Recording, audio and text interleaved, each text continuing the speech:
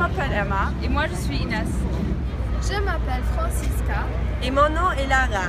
Nous sommes 4 élèves du LCD et nous sommes ici à Venise dans le cadre d'un projet pour vous présenter la Santa Maria della Salute. La basilique Santa Maria della Salute de Venise est l'une des plus majestueuses de la cité. Cette église est située dans le quartier d'Orse Duro, le long du Grand Canal, presque à la pointe de l'île de Venise.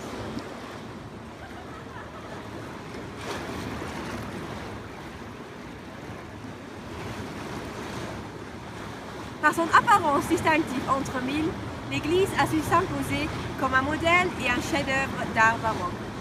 En 1629, il y a une terrible épidémie de peste qui a tué près d'un tiers de la population en seulement 2 ans.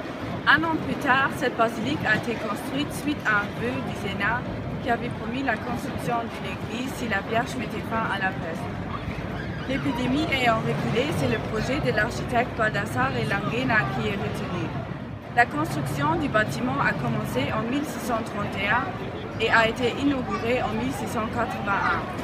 L'architecte a consacré 50 années de sa vie à la construction de l'édifice qui ne sera malheureusement achevé que 5 années après sa mort en 1687. Il n'a donc jamais pu voir son projet terminé. La façade du bâtiment est faite de pierres grises. L'originalité de la basilique repose sur son architecture atypique. Son architecture est renforcée par la dualité des styles qui s'oppose sur l'ensemble même de l'édifice tout entier.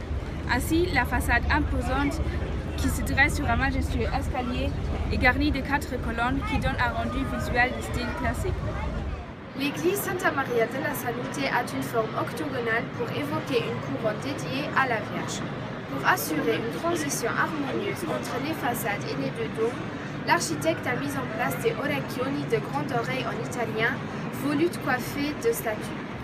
Placée en bordure du Grand Canal, cette église repose sur plus d'1 million de pilotis pour supporter son poids. Les façades sont richement décorées de statues de personnages, d'anges, des 4 évangélistes et au sommet du fronton d'une Vierge à l'enfant. Au sommet du plus grand dôme se trouve une statue de la Vierge, tandis qu'au sommet du plus petit dôme, c'est Saint-Marc qui est honoré. À l'intérieur de la basilique Santa Maria della Salute se trouve un vaste espace central entouré de 6 chapelles. Le sol en marbre formant des figures géométriques et splendides.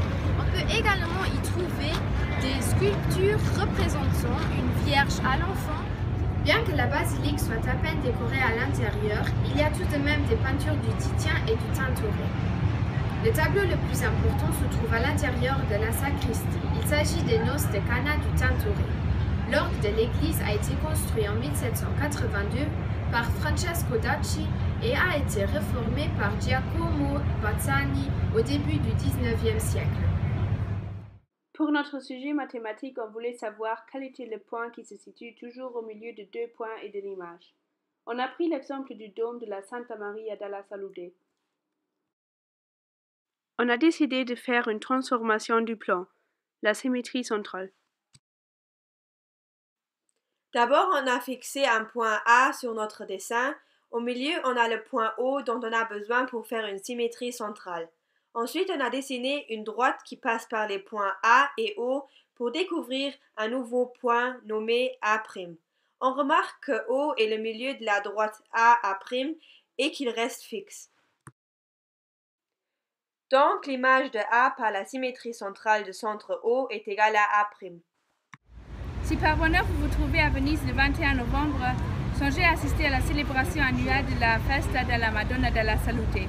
Ce jour-là, des milliers de Vénitiens se rendent à la Salute pour demander à la Vierge Marie de veiller sur leur santé.